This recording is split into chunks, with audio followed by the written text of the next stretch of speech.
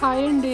పెరుగు ఎలా తోడుబెట్టుకోవాలో చూపిస్తాను. ఫస్ట్ నేను స్టవ్ మీద పాలు బాగా పొంగొచ్చేవరకు కాగబెట్టుకున్నాను. పాలు వామ్‌గా ఉన్నప్పుడు ఒక గ్లాస్‌లోకి కొంచెం పెరుగు తీసుకొని ఇలా 2, 3 టైమ్స్ ఇలా చేసి ఈ ప్రాసెస్‌లో చేసి మనం ఓవెన్‌లో పెట్టుకుంటే పెరుగు చాలా బాగా తోడుకుంటదండి. నేను ఇలా చేసిన తర్వాత ఓవెన్‌లో పెట్టాను. ఆ ఓవెన్ లైట్ కూడా ఆన్ చేయలేదనమాట. మార్నింగ్ కల్లా బాగా తోడుకుంటది పెరుగు. ఈ పెరుగు కూడా చేయొచ్చా వీడియో అనుకోవచ్చు.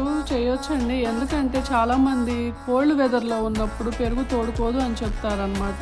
అందుకే నేను ఇలా ఈ వీడియో చేశానండి. చూసారా, మీకు చూపిస్తున్నాను పెరుగు ఎంత బాగా పేరుకుందో. బాగా గట్టిగా పేరుకుంది కదా అండి. ఈ ప్రాసెస్‌లో చేసుకోండి, బాగా వస్తది పెరుగైతే.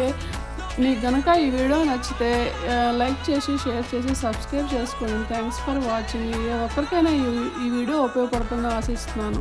Thanks for watching.